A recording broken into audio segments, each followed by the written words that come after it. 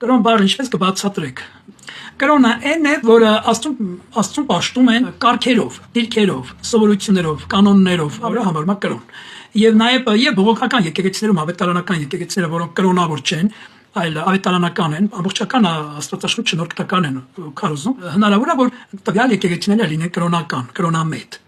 կանոններ պահին։ Այսինքն եթե մի եկեղեցի ունի 10-անորդի կանոնը, նա արդեն կրոնավորության ուղղվածություն ունի։ Եթե մի եկեղեցի ունի գլխաշորի կապելու կանոնը, նա արդեն կրոնավոր ուղղվածություն ունի։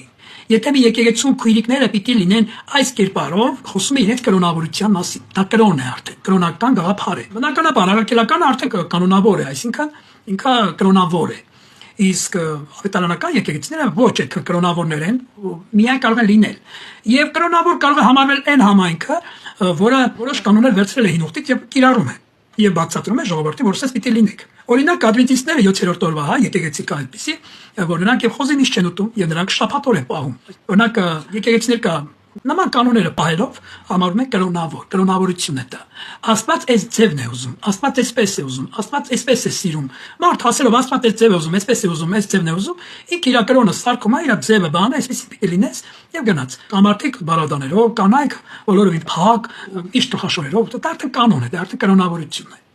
Իսկ այն անձը, որ կրոնից չի եւ կրոն չունի եւ կանոն չունի, դրա համար Հիսուս Քրիստոսը աշխարհի փրկիչն է, Հիսուս Քրիստոս իր անձի անձնական տեր եւ փրկիչն է։ Եվ էական չի Աստծո համար, թե քո մազը երկար է, թե քո մազը կարճ է, թե քո ունքը այսպես է, թե քո ունքը այնպես է, թե դու հարդարեցիր, քեզ չէ թե չհարդարեցիր, դա բացարձակ երևույթային հավատքի մասին է խոսում։ Եթե ունքերը պիտի սենց լինի, մազերը այսպես, գլխաշորը այսպես, նիշորը այսպես, կոճակը միջև վերջ պիտի կոշկած, հոգևորը որ վայել լինի, տղամարդը պիտի կոստյումով լինի եւ փակ լինի,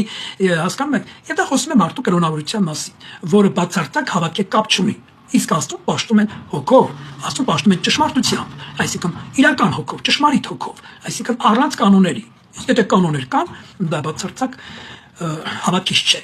դա կրոնից է։ Իսկ եթե կրոնը թելադրում քո համայնքը, մեկ այդ կրոնից վրիպումը համարում է մեղսունակ։ Նրան դու արդեն նայում ես մեղավոր աչքերով, որովհետև նա այս բանը չարեց։ Սա քո կանոնի թեմա, այսի կրոնը։ Ու եթե չի անում, դու նրան վերցնում ես անհնազանդության մեղքի տակ, որ նա անհնազանդ է։ Նա 10-անորդ չի տալի, դա անհնազանդություն, դա գողություն է, դա Աստծո չի հնազանդում, դա քո կանոնն է արդեն, եւ դա համարում է կրոն։